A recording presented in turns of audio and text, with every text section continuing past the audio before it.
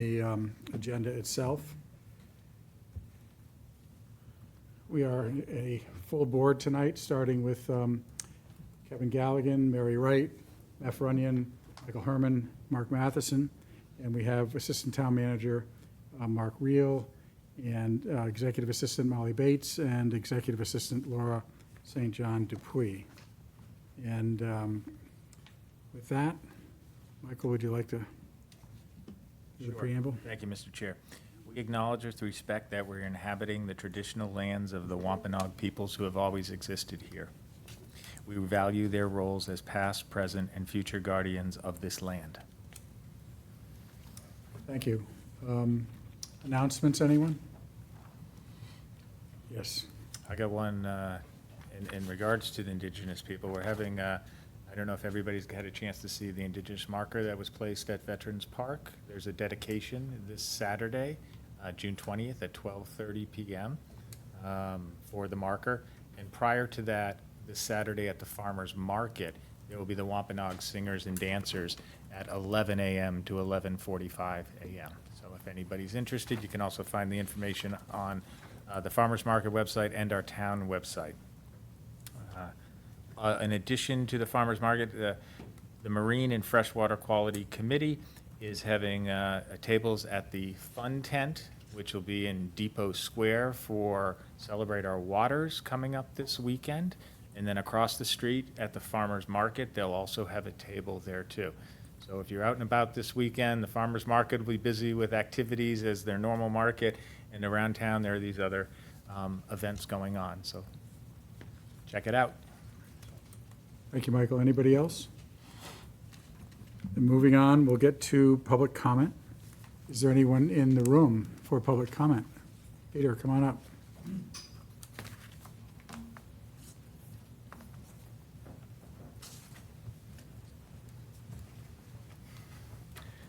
Good afternoon, Peter Jensen, Monument Road. I'm here just to let you all know, and those watching, that the final shrubs are in for the hillside. I've been waiting for them to come into the nursery, and 6 beach plum. I'm going to put them in the ground very soon. They're all doing well. The grass is browning up, as you've seen, but that's because of our watering restrictions, which we're following assiduously. But the shrubs are doing great because of subsoil moisture recharge of the winter rain that we captured and snow. So those are going to go on the ground, and I wanted to extend an invitation to anybody on the select board if you wanted to join me in that effort. You can talk amongst yourselves, let me know, Meph, if that's something that you might be interested in, any of you, to be participatory in planting your very own beach plum. Would that be of interest? I can't pose this for discussion, I know, but. Well, I'll just ask you a question, though. The date hasn't been set yet. You're waiting to just find out. Yeah, if you are interested, so they're up there on the hill, they're watered, they're ready to go. They could go in any time. If you would like, if anybody on the select board would like to be part of it and have a little photo opportunity and put the final shrubs in the ground, there will be more planting going on over the coming seasons when appropriate, but the final shrubs, the beach plum. I think are in about to go terms in. of organizing this, Peter, you ought to pick a date and send it in and invite everybody, and those that can show will show, and others that won't. Very good, very good. I'll just confirm with you at a later time. Good. Very good, thank you. Thank you. It looks Invite great. anybody to go walk up the stairs and take a look at the new EV charging station as well. And we got some things going on there in collaboration with that runoff from the parking lot. So thank you very much. Thank you, Peter. Cheers. Anyone else in this room for public comment? Ginny?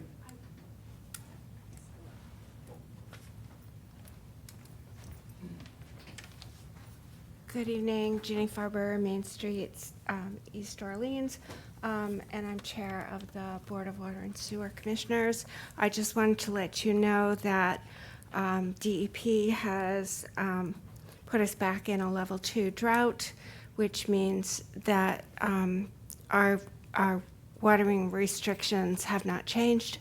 I would like to thank the members of the Orleans community who are working very hard to help us conserve a really important shared natural resource.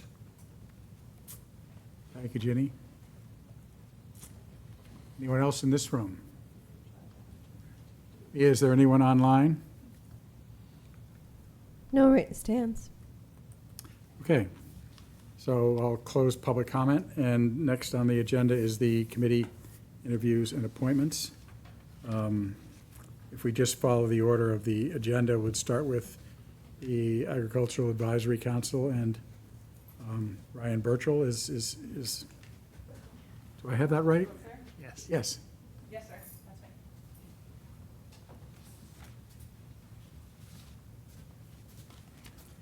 So if you would just start by sort of telling us a little bit about yourself and what your interests are here for, Well, my name is Ryan Burchell. I live on Lowell Drive in South Orleans. I grew up in Wellfleet, and I've lived in Orleans for about 21 years now, I think.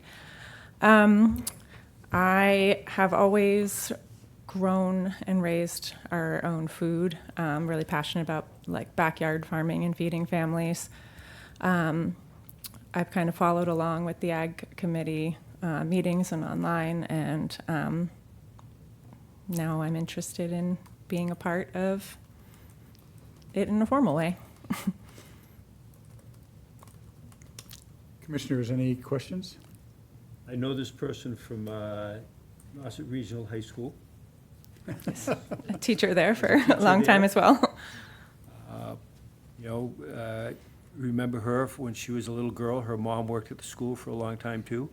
So I think she's a perfect candidate for this position. And I would, move to appoint her. Thanks, Mark. I'd second that. Okay, we have a, is Wanted the motion- term, Yeah, Yeah, we have to put in the term here. June 30th, 2029. okay, so the motion to appoint Ryan Burchell to the Ag Committee for a term ending June 30th, 2029 has been made and seconded. Any other questions or comments you'd like to make? Just, Ryan, you have a family member on the committee? I do. My husband is on the Okay, committee. Okay. Yes. And- And I understand, Peter and I talked about anything that might come up with that, and We have, that's perfectly fine. We have it's been a history in Orleans where we've had Yeah. a few instances, and I think we do right now where we have a husband and wife. I don't know why you want to maybe work together on these committees, but might we disagree do sometimes, appreciate it. but Yeah, no, but I think obviously it- both passionate about, farming and fishing in our town, so. Absolutely. So thank you for stepping up, and I think there's you'll get your conflict of interest training, so. Okay. That'll all be covered. So, Okay. Done it. With that, all in favor, say aye. Aye. You're unanimously approved. Thank you very much. And you just need to go through the paperwork that Molly is handing you.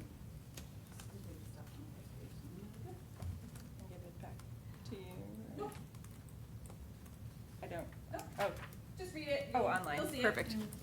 But there is a swearing in that you have to do. New to this. Thank you. Thank you. Welcome. Yes, welcome. Next is the Board of Water and Sewer Commissioners, Jack Kedzik.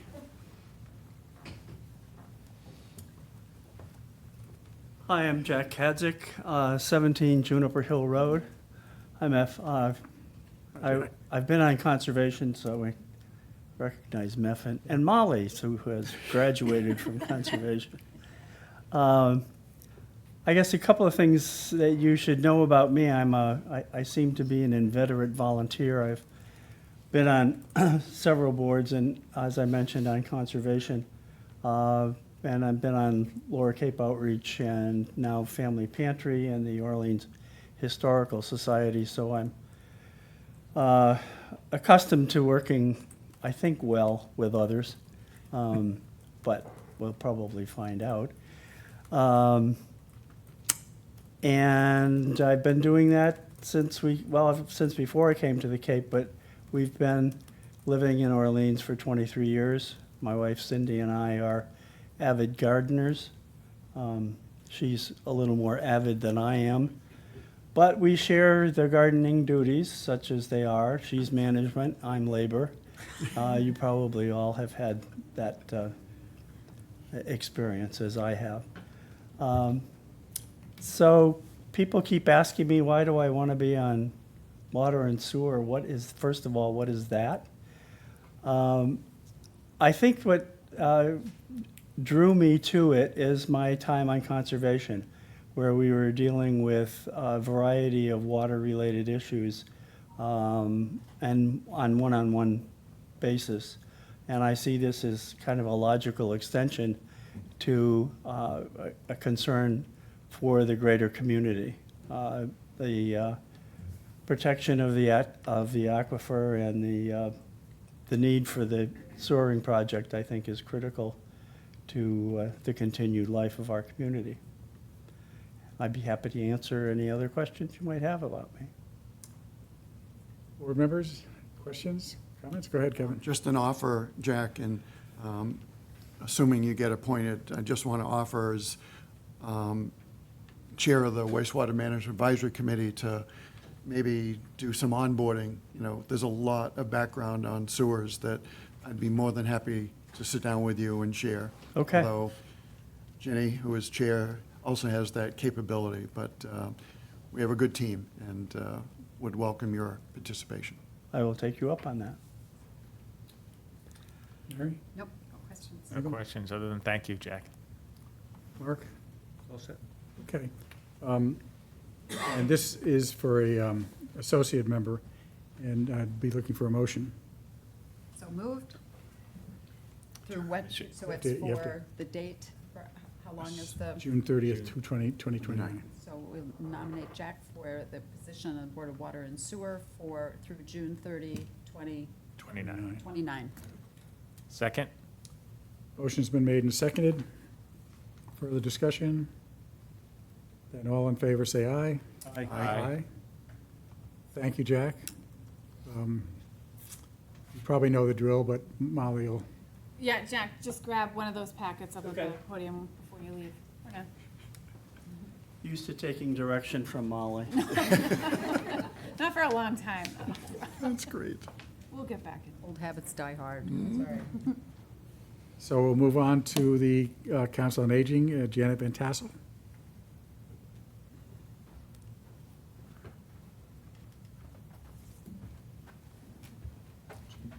Good afternoon, I'm Janet Van Tassel. I live at 6 Uncle Harvey's Way here in Orleans. I've actually we've owned the property since '93 and been coming here since '79. And I spent first about 40 years working in public interest law in Connecticut, and a significant amount of my time involved dealing with both elders and people with disabilities. But the main focus was on assisting people to avoid unnecessary institutionalization. That was a major issue of mine. And I work closely with people there and the Coalition on Aging, and it's just an interest of mine, has been throughout my career. So I had the opportunity to do this and thought I'd like to volunteer. Board members? Sounds good to me. Yeah, sounds great. Okay. All set? Yeah, no, so Judy is in the audience. I don't know if you want to chime in here or not.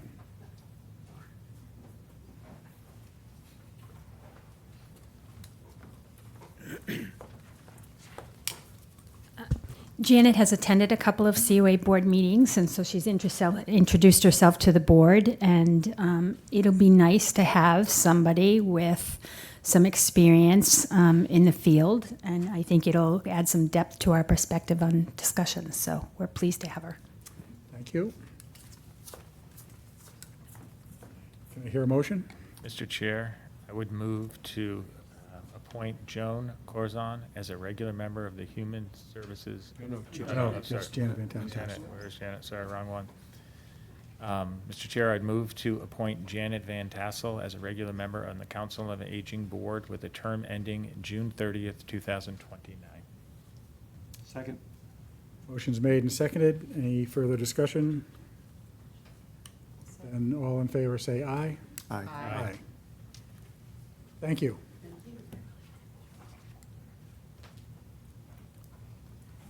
And next is the Human Services Advisory Committee, Joan Corzon. Is that the right pronunciation? Close?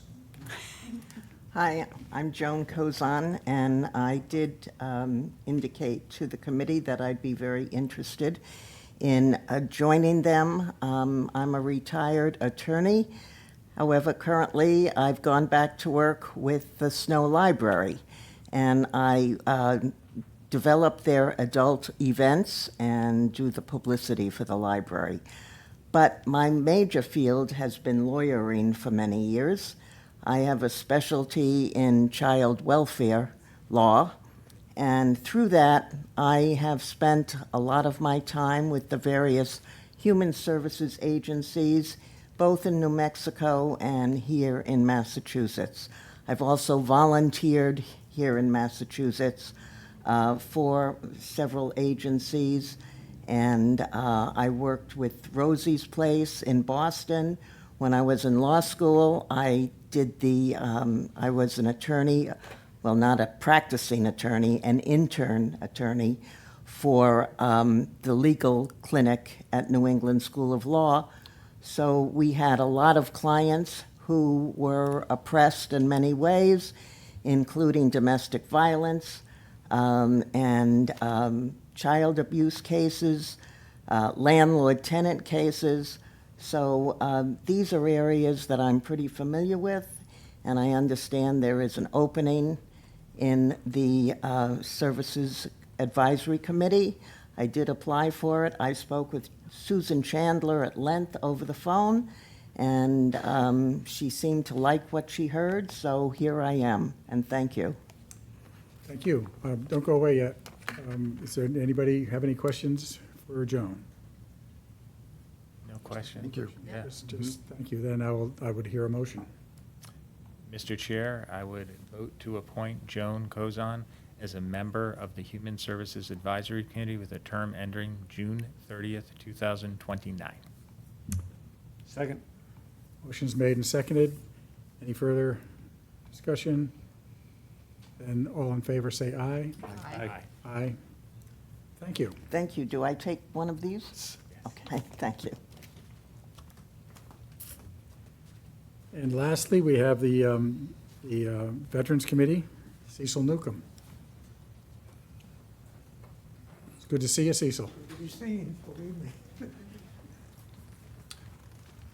My name's Cecil Newcomb. I live at 35 Keziahs Lane. I am a lifelong resident of Orleans. Matter of fact, this was my second grade classroom. I was asked to consider being a member, an associate member originally, but of the Veterans Memorial Park Committee. And since then, there has been a couple openings for a full-time position. So I would like to apply for a full-time position to get this thing moving along. It's been dragging on for years, and it's time to get it finished. So that's my goal, to help get it finished. Anybody have anything for Cecil? Not a thing. No. Only thing I'd say is, thank you for your service, and also thank you for your service on this board. Well, if I hadn't gotten sick, I'd probably still be trying to sit And- there. It's a team effort. Yes. Mr. Chair, I am more than happy to move that we appoint Cecil Newcomb as a regular member to the Veterans Committee with a term ended June 30th, 2029. Second. Motion's made and seconded. All in favor say aye. Aye. Aye. Thank you, Cecil. Thank you very Good much. to have you here. Welcome back. So that's the end of the committee interviews and appointments, and next up is the Outermost Roots and Blues Festival, which I think Mike McNamara is here to update us on. All right. Good evening, everybody. Mike McNamara, 3 Little Bay Road, President of Kelsey Friends of Nauset Dutton, Beach. 29 Hudson's Way, treasurer of Friends of Nauset Beach. So I want to thank everybody for the time tonight. Select Board, town staff, public safety departments, natural resources, the DPW, and all the municipal partners for your continued support. I also want to acknowledge the incredible support received not only from the town, but also from the broader community. I want to thank Judy Lindahl, who's here tonight, and her team from the Orleans Chamber of Commerce. Just wanted to briefly give you just a little event recap from 2025. Attendance for us last year, having been approved for the 2 days, was light. As many of you know, Sunday's weather forecast was far from optimum. One thing that we did find is that there's a lot of folks that tend to wait to the last minute to purchase their tickets, which makes it very challenging from us from an operational standpoint to truly plan for what the needs are going to be. The economic impact, I think, from everything that we heard, and Judy can touch on it if she's open to it, as well as the local businesses, the hotels, restaurants, shops, and such, did well. They had a nice weekend, especially in the shoulder season, being Columbus Day, and kind of the last hurrah, before the close of the summer season as we know it, if you will. Public safety, transportation, parking seem to be an operational success in all the recaps that we did with Chief Deering and Chief McDonald post festival. So there was definitely a lot of excitement on how things worked out on that front. The feedback from the attendees and the residents and the stakeholders seemed to be a AAA bond rating once again on that front. So we were very happy about that. The appreciation for Nauset Beach, we're really excited on how the community really kind of came out to fully understand that we do have this very fragile resource here with Nauset Beach, and it's imperative that we continue to focus on that and continue to drive awareness on some of the fragile components and some of the things that are going on here, locally, and some of the things that we can help, steer and do on our end. So I know that we've tried to really, and from the Friends of Nauset Beach perspective, not only just land on having it be associated with an event that takes place here Columbus Day weekend, but also make it into more of a year-round experience for everybody, and to again really drive awareness. So Kelsey, if you just want to. Yeah, no, Friends of Nauset Beach has continued to grow over the years, which we're really excited about. At first, it was kind of just a way to have the festival, but this year we were able to donate Natural Resources a $30,000 Polaris. So that was, I think we did that about a month ago, and we continue to have events. We just had an event recently last Wednesday at Joseph Carr's house. And we had Nate Sears from Natural Resources, as well as Adam Finkel, who's a coastal scientist that works out of the Woods Hole Group. Our mission going forward is working with them closely, and as well as try to develop some signage and educational portions to put up at the beach, and also hopefully a curriculum for Nauset schools. So we're really excited to continue those efforts, and we made sure that we took a large portion, even though economically it wasn't as beneficial for us this year.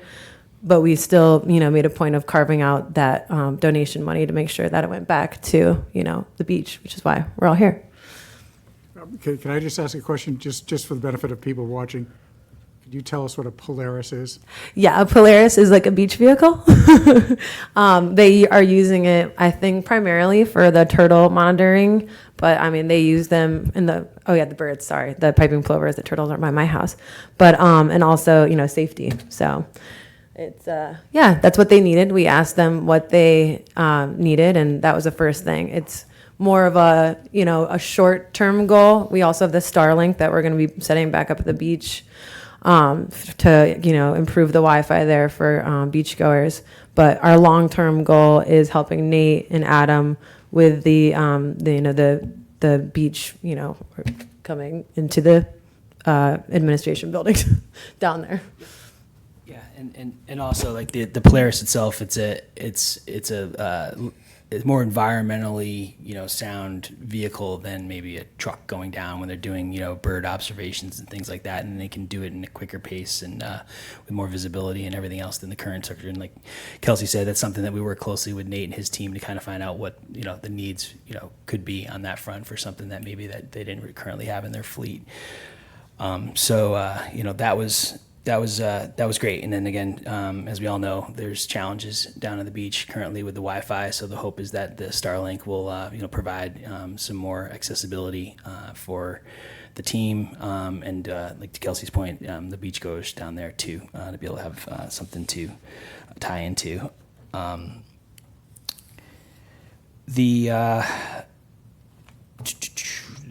Some of the challenges that we faced with the festival was just the increasing production and operational costs. If anything, unfortunately, those have continued to increase. Obviously, we all know the cost of gas right now and a lot of things that need to be, trucked in. There's a lot of surcharges and things like that that are on invoices for everything that we're experiencing right now. I also want to note that there's a number of festivals that have been going on for many years that have been canceled. You probably have seen that Boston Calling to be a big one, here, within the Commonwealth. So that's been a challenge. They've been forced to reduce programs, in some capacities or cancel altogether due to the rising expenses. Our event obviously faces the same challenges and then some, given the location and everything else. I mean, we got to really kind of see that in full real life form on Sunday when we had the inclement weather day. We worked very closely with Chief Deering and his team to make sure that we were providing the ultimate, most safe an efficient way to try to at least give the ticket holders an experience of sorts. So again, I really commend both fire, police, and natural resources and everybody for just really pulling together to help make it so that it was a success. And a lot of people that did attend the various events throughout town and everything else on Sunday had a really, really great time. And the feedback was awesome, and that we were able to do something that many thought wouldn't be possible to be able to fulfill, ticket holders' expectations to an extent. Just looking ahead, we're kind of here tonight to, as much as there's all these challenges, we would like to still forge forward, and we would like to still continue to create this into a community event. We've been working behind the scenes in advance of this meeting to just see what what we have as far as avails in terms of music performers and everything else. We've got some great leads on some certain things, nothing that I can formally share because that's always the next question, but I think everyone would be very pleasantly surprised and excited about some of the people that we're talking to. We would like to, at this point, propose continuing to look at it as a 2-day event, continue to identify some of the challenges that we have, like I said earlier, in terms of the cost and such, and then work with yourselves as well as your teams on any of the preliminary programming and everything else, and just basically follow the same script that we feel we have in play right now. I think over the last, this would be the third year of really kind of like honing in on exactly what success and safety, and probably in the reverse order, safety and success looks like. And, just to continue to focus on, public safety, environmental stewardship, and minimizing any impacts to our current resident base. So I guess on that note, I don't know, Judy, did you want to share anything, or can she share anything? Is that all right? Do you have anything? You got it. I just want to make sure. We didn't have a chance to talk. That's weird. It's late. It's later in the game, so it's later for us to announce the festival. Yeah. One of the other challenges is just like the timing right now. I mean, as I said in the beginning of this presentation, a lot of people wait to the last minute.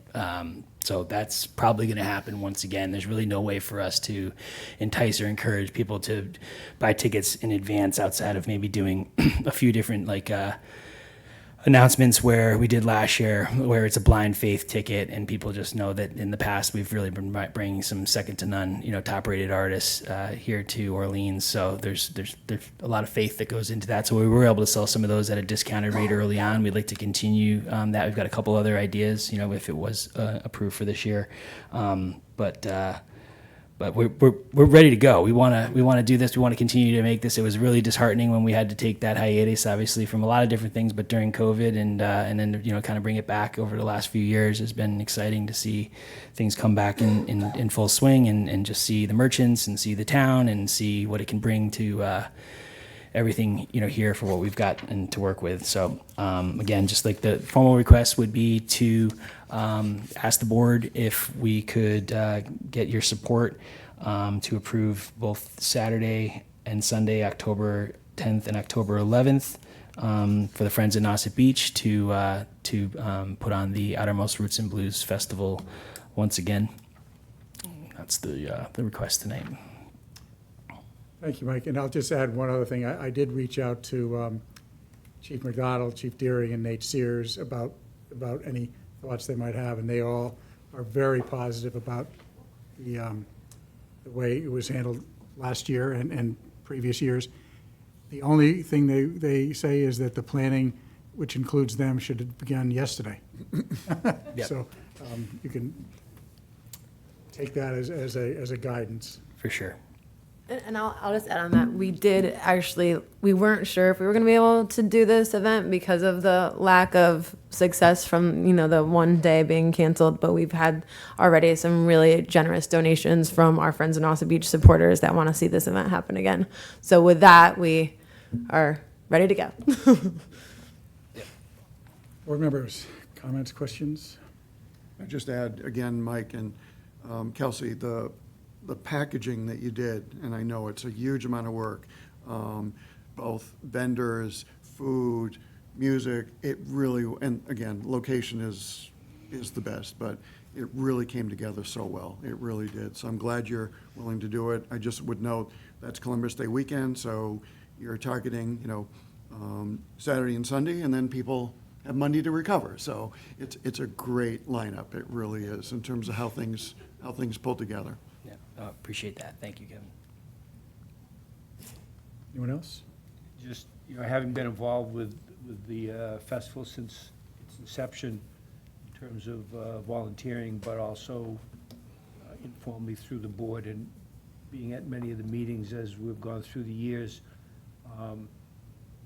One of the things that has happened is that every year we learn and do better the next year with any of the logistics that tended to be of concern or a problem or just a question.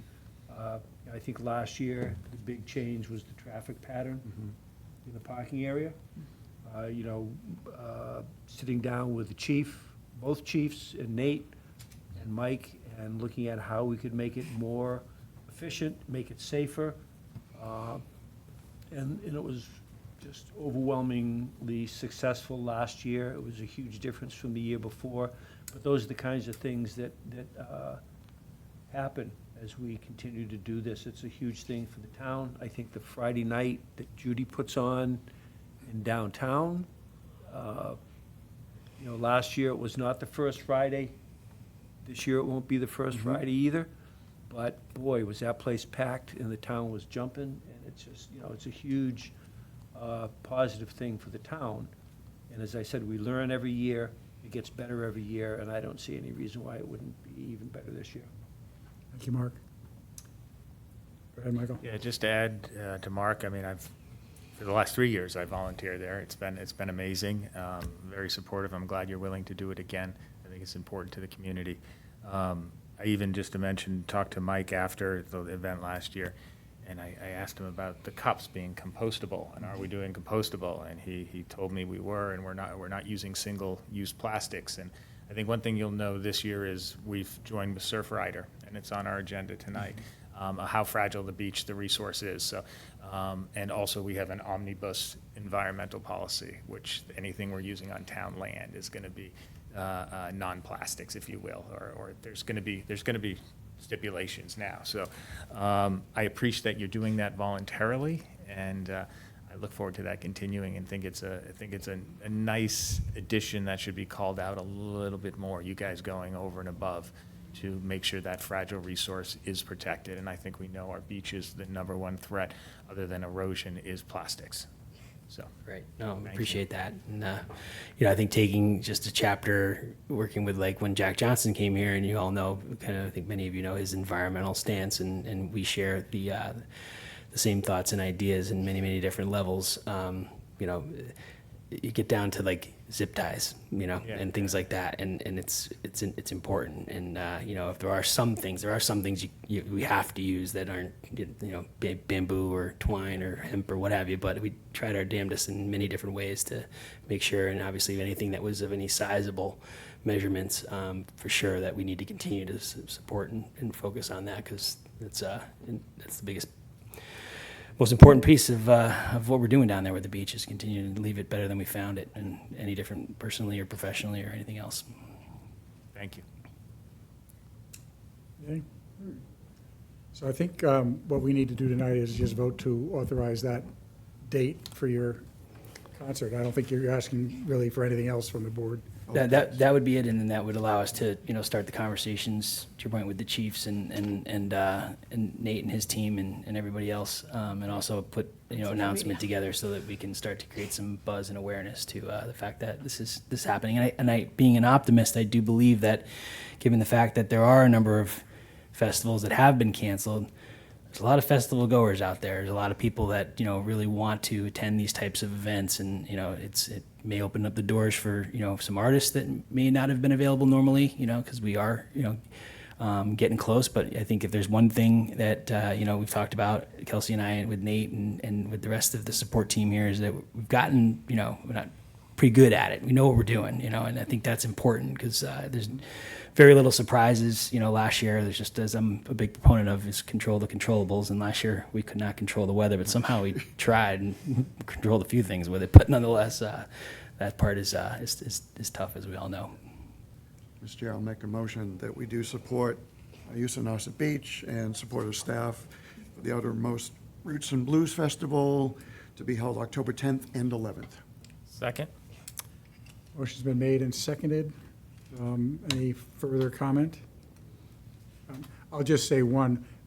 At some point, we'll see you again before the festival happens, right? With sort of an update on all the decisions you've made in organizing it. For 100%, yeah. Great. The entertainment license. Yep. All in favor, say aye. Aye. Aye. All right. Thank you very much. We really Thank you. appreciate it. Thank you, guys.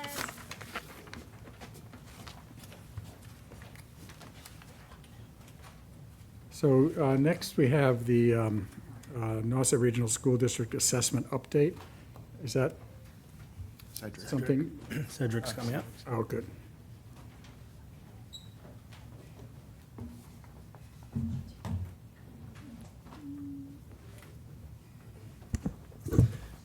Welcome, Cedric. Hi, good afternoon.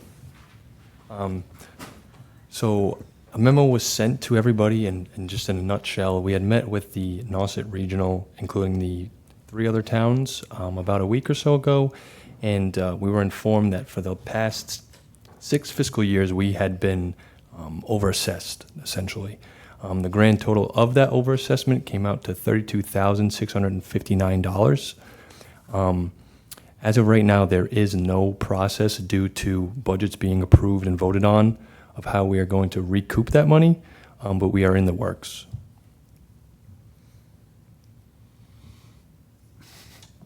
Questions? Just a quick, from my understanding, what I read, that it's been going on for longer than 6 years, but we're only allowed to go back 6 years for what the assessment and the estimates, though it wasn't a significant amount before those 6 years. Just so that when people understand, we can only, because of statute of limitations, go back 6 years. I believe that was discussed, the 6 years. I think the main driver of this was the debt exclusion that was voted in 21, 22, I believe, before my time. And I do also want to add, due to us voting it on a debt exclusion, being outside of Prop 2.5, we have to make sure that those funds are set aside to pay for that exact debt. We can't roll into free cash or anything like that. Thank you. So go ahead, Just a Kevin. quick one, Cedric, are you comfortable the way the process is going? Because we do have the regional school as a separate entity, and we tend to get these allocations and have very little input, but are we on good terms in terms of communication back and forth? Yeah, so obviously this is my first year working with them. When we sat and met, it was a very cordial conversation. There was no finger pointing. They wanted to come to a solution. As of FY27, I was sent over the calculation. I went through everything, tied things to DESI from their website, enrollment amounts, local contribution, and it looked good, so. And I'll add that the town managers are working together with the school to determine how we're going to, because there are other communities, obviously, within the district The other way. that actually owe money. So there's a lot of discussion going on and trying to figure out the best path forward for all parties involved. And I would just add that as this will be, I'm certain, in the newspaper occasionally as it goes along. And Orleans is sort of a minor player in the, amongst the 4 towns that are there. So that's good news for Orleans. Yeah. Yep. We have a new superintendent that came on board a year ago. We have a new finance director that just came on board. And I think they're both dedicated to making the books as clear and clean as possible. So we should be in good shape with it. Okay. Thanks for the update. Yep, thank you, Cedric. Thank you.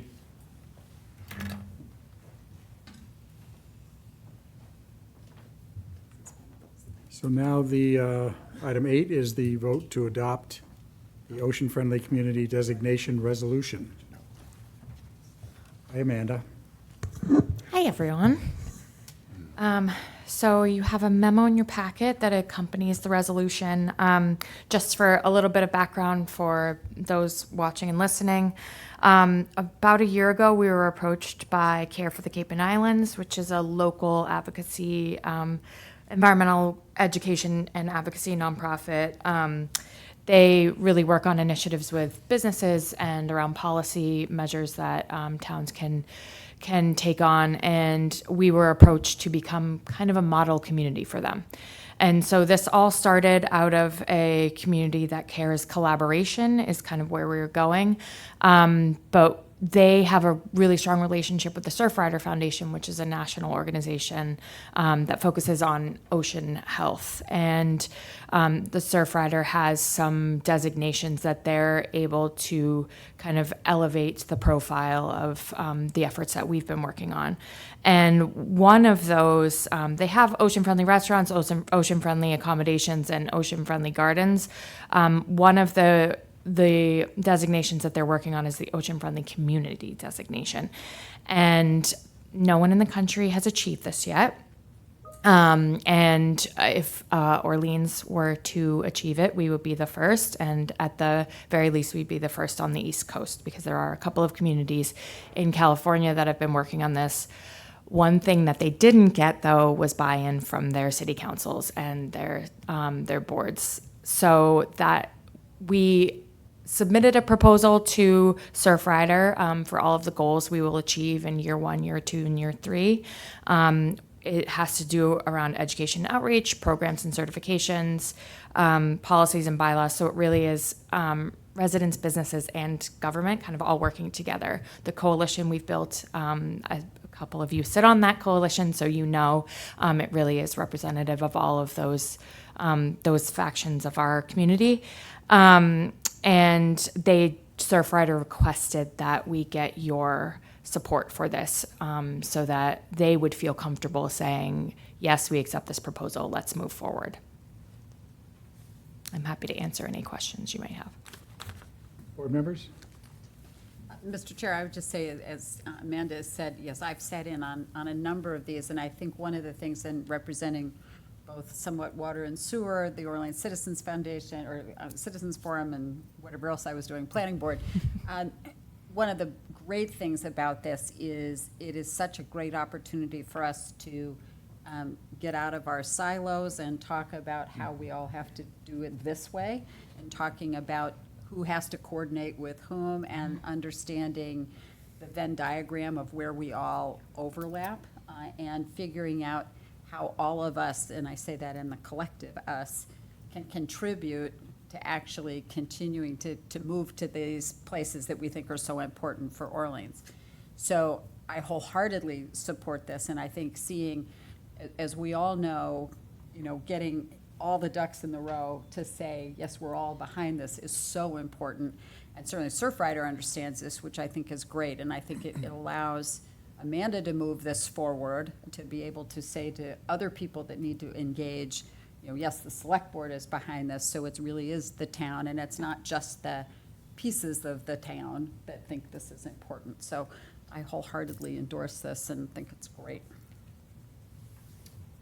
Thank you, Mary. Go ahead, Michael. Yeah, I would just add to that, I've attended the meetings, and I definitely support this.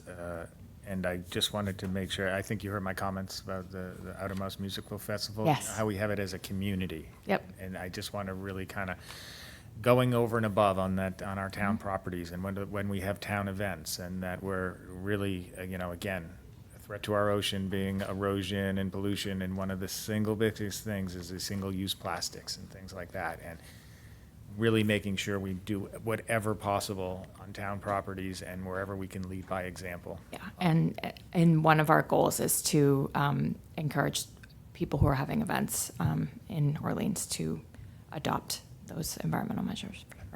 Just wanted to call that out, but thank you. I know it is quite an extensive, did you didn't send it into our packet, did you? No, it was a very long document. It's very long, and I do hope that you all get to see it. Yeah, well, and also I wanted to, once it's accepted by Surfrider, then we can definitely. And has done a great job, and there was quite a few people involved in these committees and these listening sessions and the input and your patience to take all the comments and redo it again and again and again. Yeah. And it's really refined down to an excellent document. Well, and I do want to acknowledge, and I'm sorry I didn't earlier, is that this is really just building on what's already been built by everyone in this community, all the organizations, all the people, you all, you know, so I do want to acknowledge that. I'm just synthesizing. We needed somebody to do that, so thank you. I would just add to Mr. Chair, I think what Amanda just said, and, you know, Micah, you know, back to the Outermost Fest, you know, echoed the care that goes into all this, but we're seeing this already bubbling up in Facebook posts of businesses adopting this. You know, Peter's come and spoke to us about efforts that he's improving on town property exactly the way this does. So this is not just a nice little perfunctory motion we're going through. This is actually encompassing what, as Amanda said, is really the goal and the ethic that we have in the community. It's really happening. So, and we can do it at all levels, you know, whether it be a local home gardener or a big endeavor in a business setting.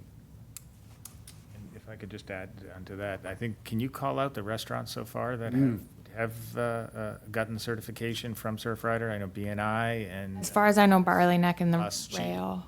Okay. Do you know of others? I just know BNI. Yeah. I think it's the rail too. Yeah. And then Las Cheetahs also, I'm not I sure. believe, or they're working on it. They were definitely No, working there's on quite it. a few restaurants working on it, and I know we'll be letting people know through our social media when they do, and it's just great that they're taking that effort, especially during a busy time of year, to change their behavior or improve it. Improve it, yeah. And I think, you know, with a lot of these things, what Surfrider kind of puts out there is you guys are probably already doing it because of the community that we live in already. You know, people do care. have a sensibility about it. And so we're trying to get over that hump of being sort of intimidated by something like that. So when more and more restaurants come on board, I think, you know, other people will definitely adopt it. Thank you. I mean, I just had one question. What financial implications are there for the town, if any, with this resolution? I think really it is staff time is the only kind of investment that the town would be making. And so it doesn't require any monetary exchange or anything like that, so. Thank you. Don't sell yourself short. Mr. Chair, Yes. I would move to adopt a statement of support that endorses the Coastal Stewardship Initiative and authorizes the town staff to participate in ongoing efforts towards this initiative.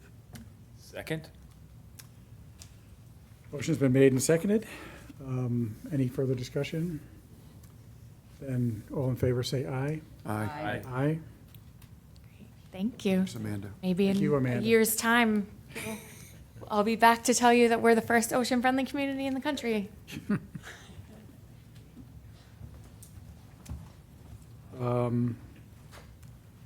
Next item is a proclamation, which is in your packet for Bonnie Snow.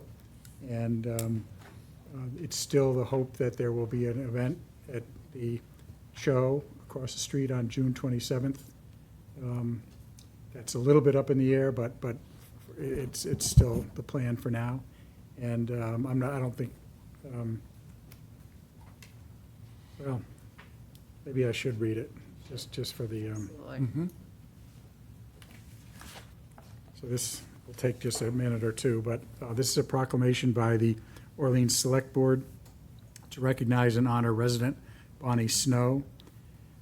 Whereas Bonnie Snow has devoted countless hours to preserving and sharing the rich history, traditions, and cultural heritage of the town of Orleans, serving as dedicated steward of the community's collective memory.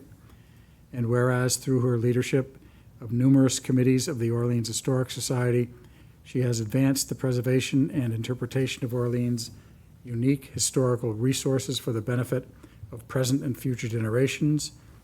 And whereas her engaging historic walks have educated residents and visitors alike, fostering a deeper understanding of the people, places, and events that shaped the town of Orleans. And whereas Bonnie Snow played a significant role in organizing and supporting community commemorations, including the Battle of Rock Harbor observances and the town of Orleans bicentennial celebration, helping to strengthen civic pride and historical awareness.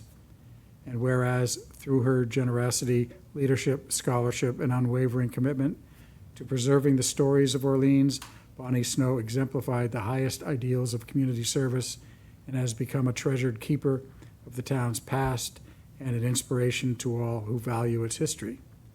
Now, therefore, the Orleans Select Board hereby recognizes and honors Bonnie Snow for her extraordinary contributions to the preservation, interpretation, and celebration of Orleans history, and extends its sincere gratitude for her lasting service to the community. In witness thereof, on the 17th day of June 2026, we, the Orleans Select Board, set our hands and cause the seal of Orleans be herein affixed. Mr. Chair, I would move that what you just read, we vote to proclaim. Second? Motion's made and seconded. All in favor, say aye. Aye. Great. And I'll pass this around. This needs all of our signatures. Can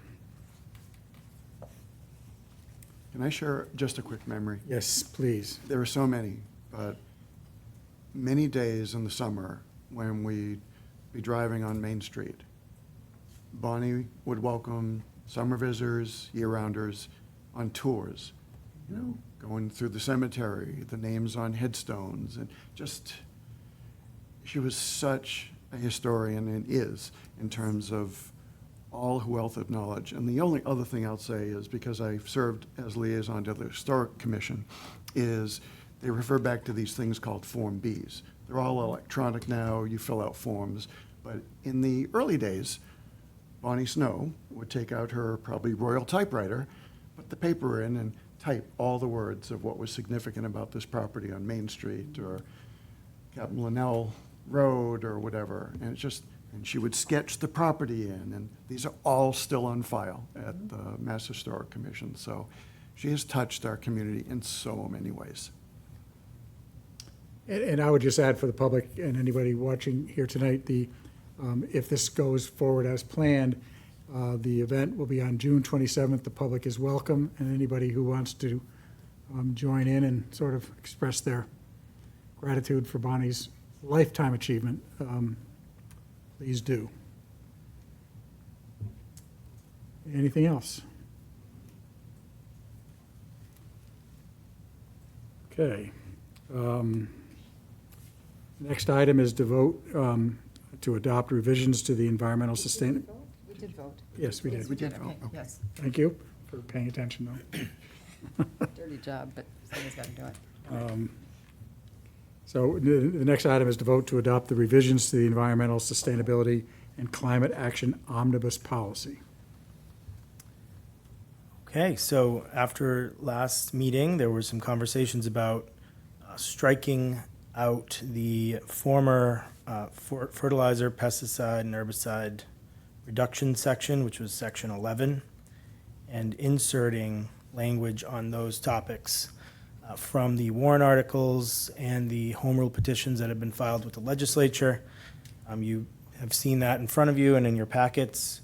At the workshop meeting we held just before this meeting, we made 2 minor adjustments to that. In section 12, 12.1, we changed some language. It formerly had mentioned or any other pollutants in the town of Orleans is prohibited. We changed that to be or any other pollutants on town of Orleans property is prohibited. So that's a minor adjustment because, as you all know, policy applies to town properties, not to the community as a whole. And the other minor adjustment was in section 13. It was referencing last sentence, all questions related to policy sections 4 through 11. We have 12 sections, so we adjusted that 11 to 12. And that was it. So this has been through the paces here with our review. Is there anything further that anyone wants to add to this? Does anyone care to I'll make a make motion. a motion? Sure. Mr. Chair, I move to approve proposed revisions to the Environmental Sustainability and Climate Action Policy as presented in the Select Board packet. Second. Could you, Motion's made. could you just add with revisions as mentioned? With revisions as mentioned. So we have a motion that's been made and seconded. And all in favor? Aye. Aye. Aye, so 5-0. That is adopted.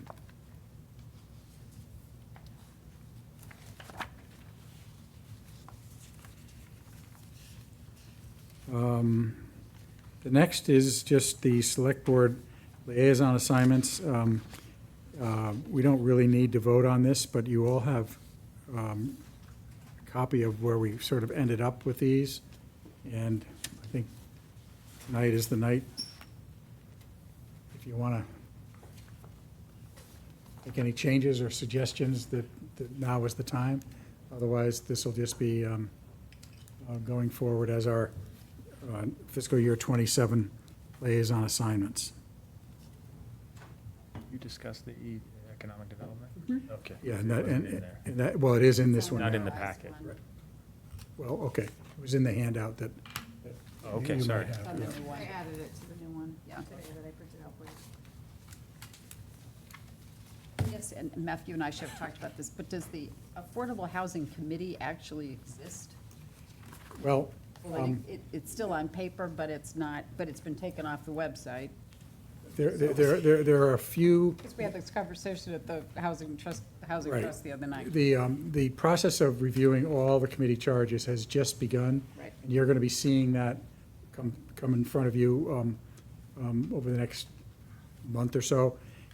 There are committees that, like the Affordable Housing Committee, that may be changed and merged or whatever, but that hasn't been decided. There are some charges that we can change ourselves. There are other charges that have regulatory Implications. or charter implications that need to be worked through, but, so that's, for now, what we have. Got it.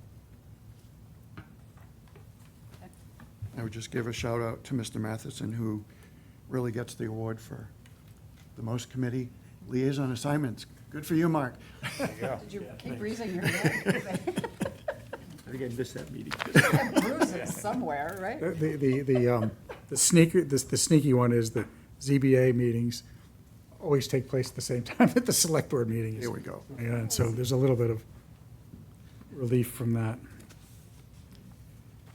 Okay, so now we have year-end budget transfers. You going to talk about that, Mark? Yeah, so these are your end-of-year transfers that are moving monies within the budget to make up for different deficits. Cedric has put this together this year, so I will let him delve into the details. So there's three in front of you right now. The first two are what I like to call interdepartmental, surplus from one account, transferring it to others. The majority of the second one has to do with potential salary deficits of end of year. And then the last one, a little bit different. It's coming from a reserve fund for negotiations. And that covers, again, more potential deficits. The largest being for the actual town accountant and finance department. We brought on both myself and our finance director. And I believe it used to be one position. So that's why there's such a large need. Mr. Chair, would you like to approve these as a batch? If we can, I would love to. Mr. Chair, as presented, there are 3 batches of year-end transfers in our packet that I would make a motion that we vote to approve.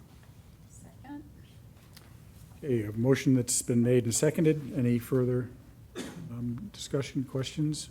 Only thing I would note is it appears that the Finance Committee, who also has to sign on, has received and looks like they've already signed on. Yeah, I have Elaine Baird's signature on the. Great. So, all in favor, say aye. Aye. Aye. So that's done. And would you like to take these with you? No, I have the digital copy, but I Okay. appreciate it. Thank you, everyone. And I'll just give Mark the signed ones. The next is the consent agenda, which has it includes 4 license applications for approval, but is there anybody who would like to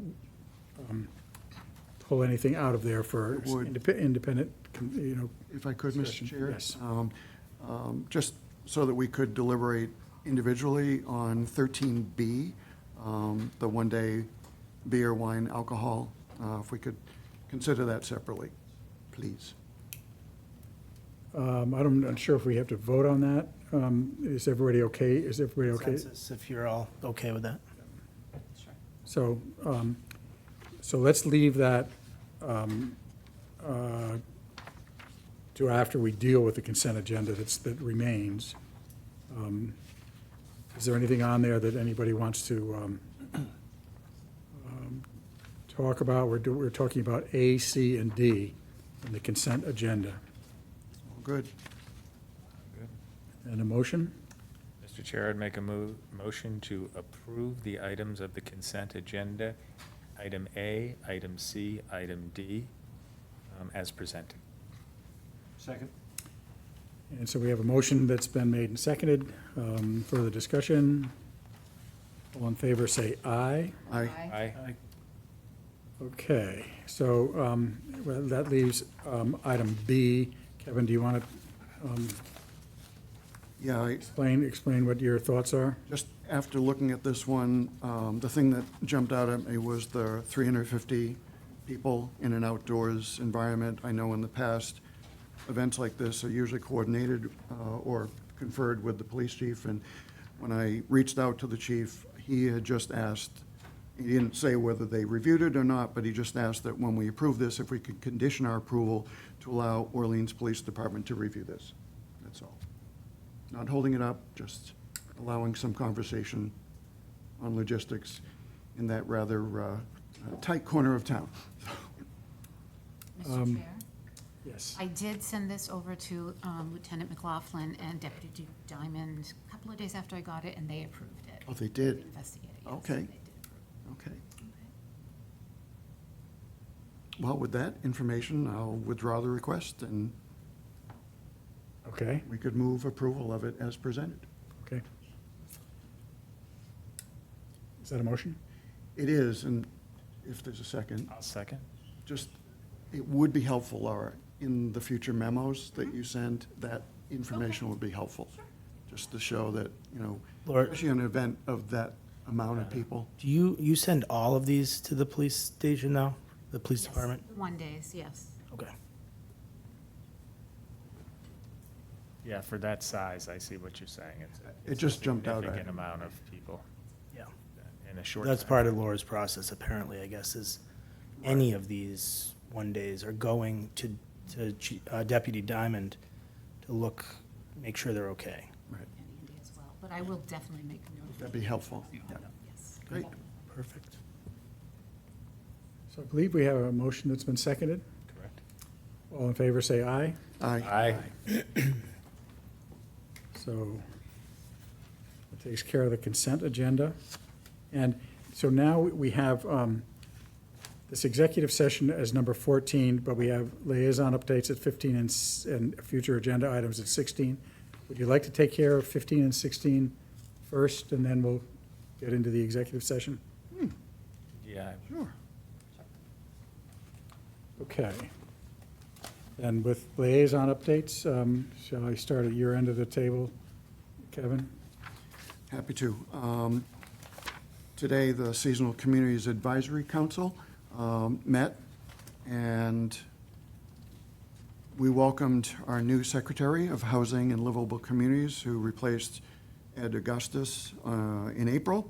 Her name is Secretary Juana Matias. She comes to the Commonwealth from HUD, Housing Urban Development, as regional administrator. She was a former representative of the 16th Essex District, serving Lawrence and Methuen. She has a wealth of knowledge and is really looking to move what was put in place with the Affordable Homes Act, Seasonal Communities designation, forward to implementation.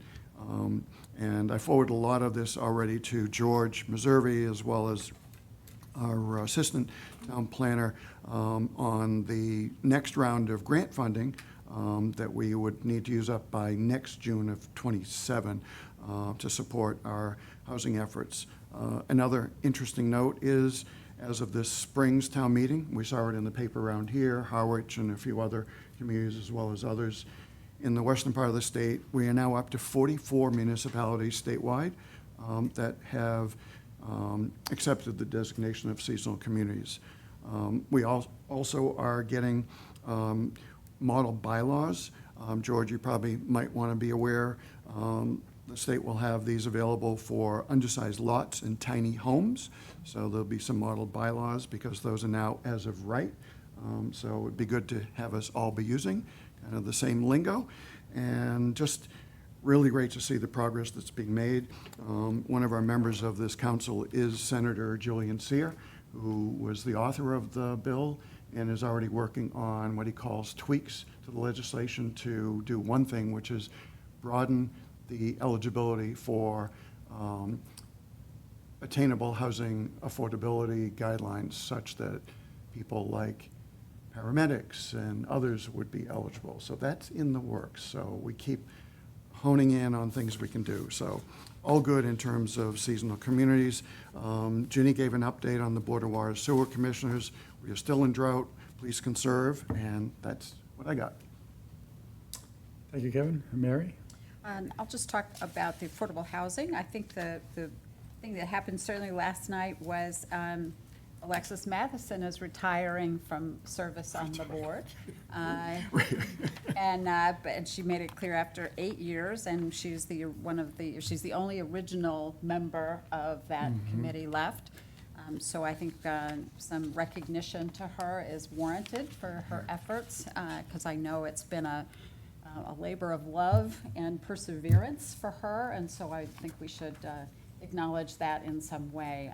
But I certainly hear we can acknowledge that, and I'm sure you can as well.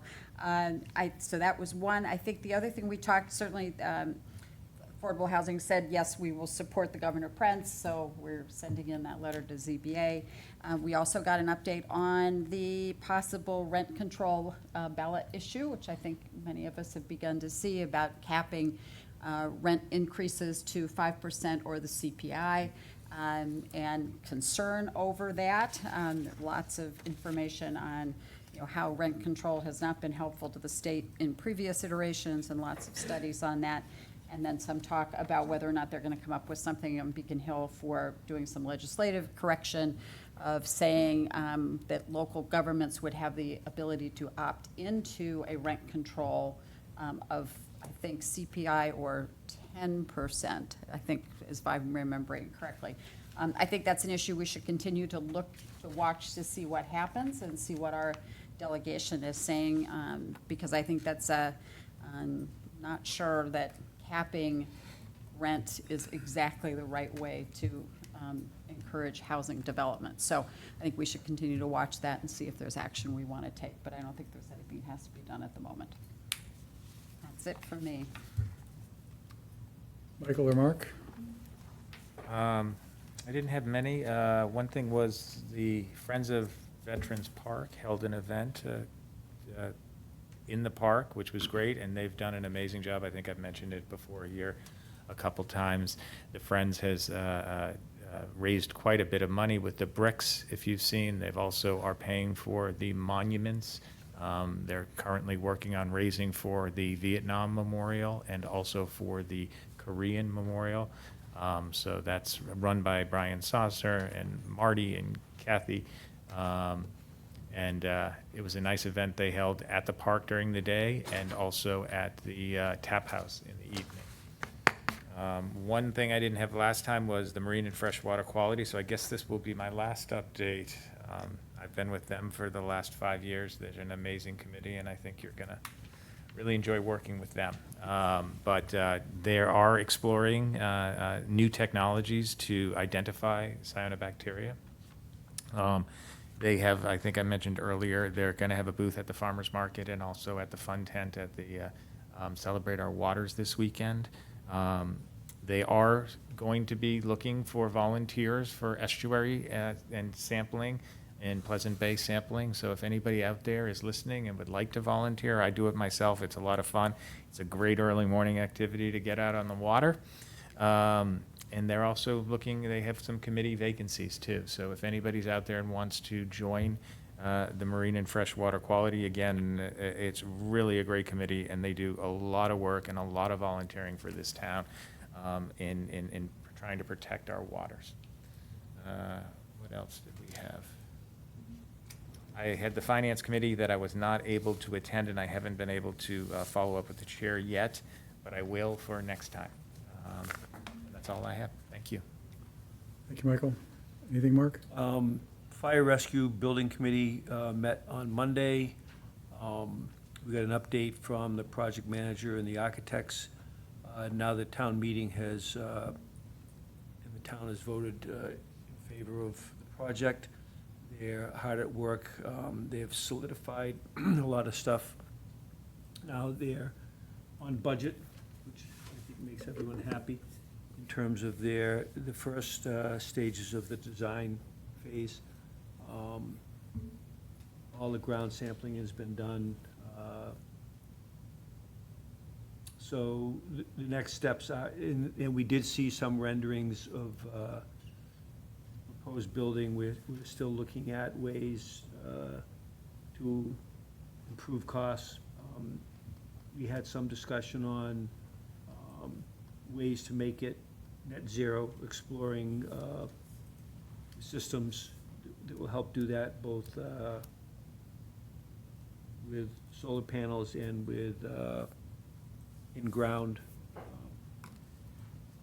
heat pumps, or what are those called? Geothermals. Ground source geothermal. You know, all these things are still on the table in terms of where we go, but everything that's been done so far is on budget, so. And the projections of you know, where we are right now, we're within that $55 million range with the hopes that we can lower that as we go forward. We are planning on having a public session on the design coming up in July. I think mid-July, we haven't nailed down. We haven't nailed down the date yet. We were looking at the 14th maybe, or 15th. So that, you know, people from the public can come in and comment on some of the iterations that have been done. You know, we did have a brief discussion about what was put up at town meeting, and, you know, anytime you do a two-dimensional black and white drawing of something that's that large, it looks quite ugly. You know, the comments on the floor of the town meeting reflected that, but those drawings are being refined. We have seen some that are more three-dimensional, put into context with surrounding structures and plantings, which will be forthcoming, especially for that public comment session in July. That was it. Mark, can I add? Meph, only because I did zoom in and watch it. Those renderings showed on the TV screen really well, and I thought it was an excellent meeting. The other thing the board should know is, wearing my consulting hat in energy stuff, there was a esteemed architect in town that talked about the high cost of geothermal heat pumps, so I did share with Mark, the architect, and our OPM analysis that shows ground source heat pump is a huge winner. Lower cost, lower demand for energy after rebates, and really long-term operating savings are incredible. So the analysis is there. So if you ever want to share it with the person that was concerned about that, I think the analysis and all the assumptions are there. It's a very detailed spreadsheet that I use in my consulting role. Just as an aside to that too, I think what the board will be looking at, the select board will be looking at as we get further into this project is obviously balancing the cost now for construction with the potential in energy savings for the next 50 years for this building. And what makes the most sense for the town.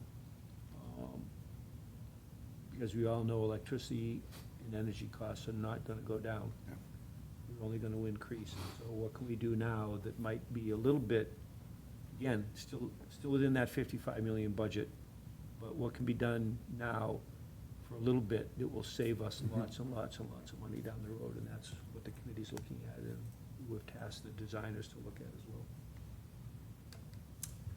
Thank you. You go ahead. I just had one other thing to add, that I was at a panel discussion today with the APCC, and it was called out, and there was a lot of Orleans residents there. And our Orleans Conservation Trust was there and presented also, and one of the things I just wanted to call, I think there's, the stats were that I'm sure a lot of you know, there's about 14% of the land in Cape Cod that is still left undeveloped for, and these land trusts, be it, are working hard to secure those and protect those.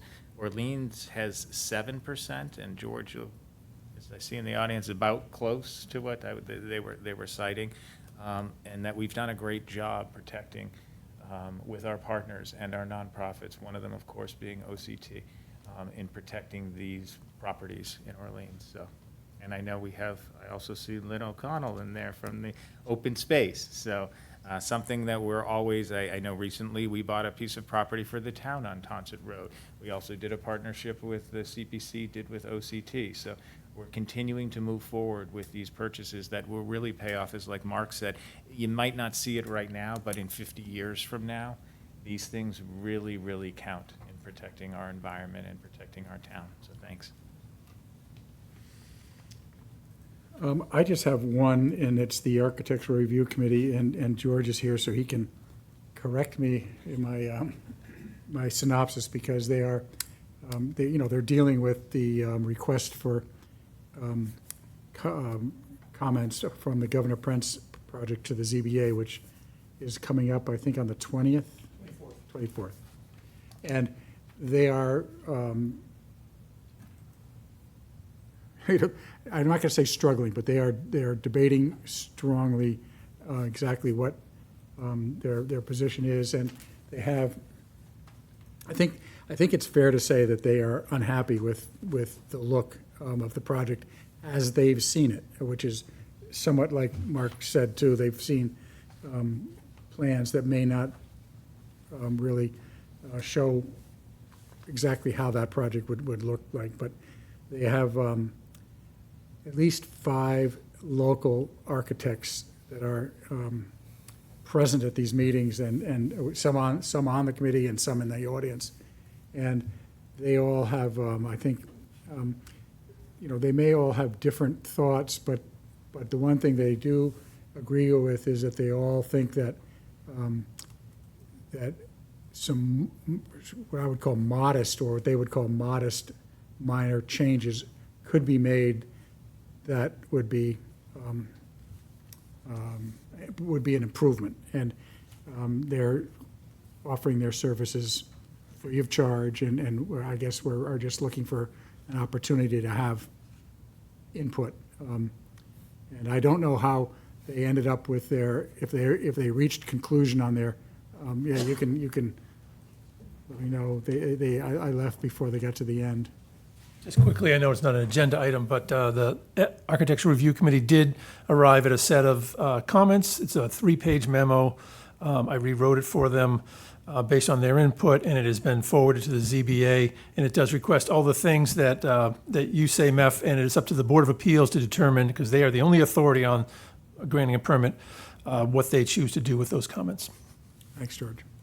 That's it. But I just, I think that July 24th meeting is going to be important for a lot of people in town at this point. And that's all I have. And I think, are we all done with liaisons? Any future agenda items that people would like to ask for? Go ahead, Kevin. Mr. Chair, I'll leave it up to you and the vice chair to decide, but I'd encourage you to watch the Finance Committee meeting of June 11th and really decide if there's anything we might do in terms of considerations of staff dedicating significant resources that we have done over the last few years as to whether or not it's even necessary. I think by watching this meeting, you'll come to the conclusion I had that I'm really finding that perhaps going back to the charter, which requires that we respect them as an independent body and show them where the information is and let them do their thing. 'Cause I was really not pleased with the work we've done over the last year and the comments that were made. It shows it's not working. So just leave that as a future agenda item for you guys to cogitate on. Okay, thank you. Anything else for future agenda items? Okay, so that leaves just the executive session. So before we enter into it, I would just tell the audience that we're going to go into executive session. And if you hang around, all you'll probably see is the end. We'll come out of executive session and adjourn this meeting. So probably not worth staying in front of your TV from this point on. With that, can I have a motion?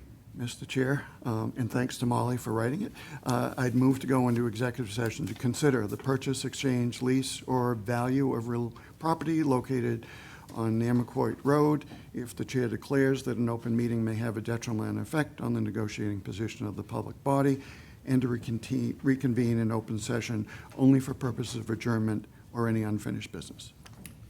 And I do declare that an open meeting may have a detrimental effect on the negotiating position of the public body. So, Second. Motion's made and seconded by roll call. I, Kevin Galligan. I'm Mary Wright. I'm Meph Runyon. I'm Michael Herman. I'm Mark Matheson. And so we go into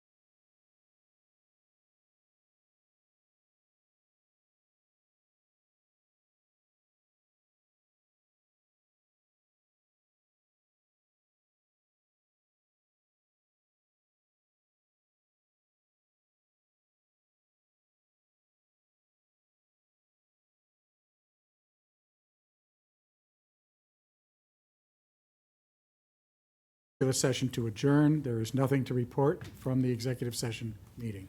Mr. Chair, at 6:49, I would move that we adjourn. Second? All in favor, say aye. Aye. Aye.